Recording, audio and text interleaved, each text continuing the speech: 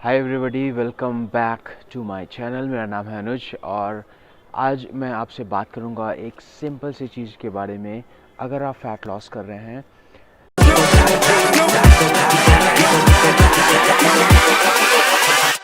Hold up.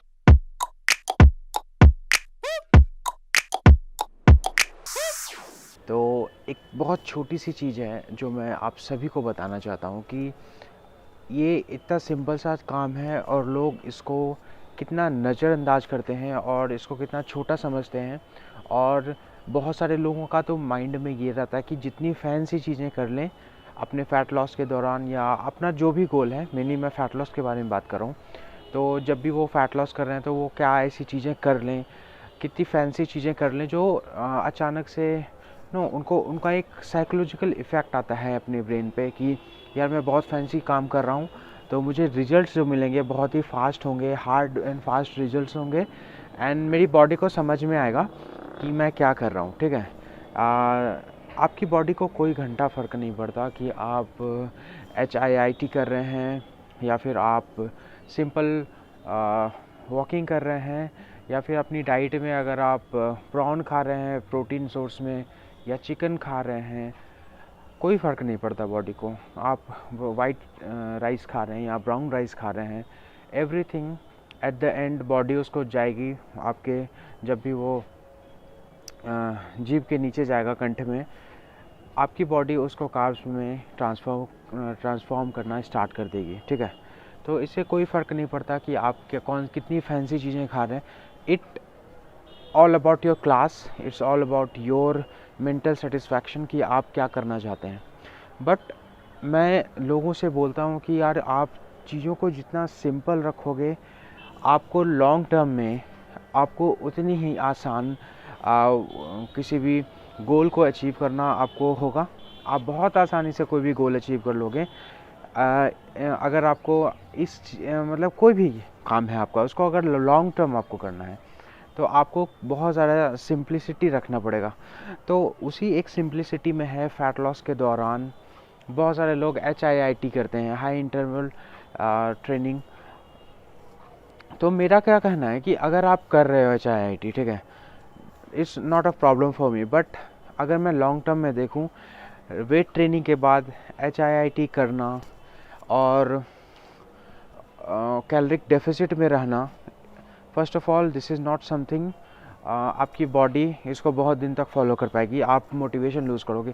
और सबसे बड़ी चीज़ होती है मोटिवेशन लूज़ करने का एक ये भी कारण है कि लोग इतनी फैंसी चीज़ें करते हैं, वो कुछ दिन करते हैं फिर उनको उसमें सिंप्लिसिटी तो होती नहीं है। तो आप कोई भी कॉम्प्लेक्स चीज़ को कितने दिन करोगे? आप कोई भी कॉम्प्लेक्स चीज़ को करते करते आप क्या होगे, बोर हो जाओगे या फिर आपका मोटिवेशन लूज होगा या फिर आप कभी भी लेजी फील करोगे यार कि यार मुझे नहीं करना है। ठीक है, बट अगर आप वही कामों को सिंपलिसिटी और सिंपल तरीके अपनाओगे, उस काम को करने के लिए सिंपल चीज़ें अपनाओगे, it will be more easy for you. काम करने में भी मज़ा आएगा, मोटिवेशन भी लूज़ नहीं करोगे and you will get the same effect, more और लेस आपको सेम इफ़ेक्ट्स मिलेंगे। तो जो जिस चीज़ के बारे में बात कर रहा हूँ वो है walking, simply walking. Fat loss के दौरान कार्डियो बहुत ही इंपॉर्टेंट है। Weight training is a must, but उसके साथ आपको कार्डियो करना पड़ेगा एंड दैट्स द ट्रूथ।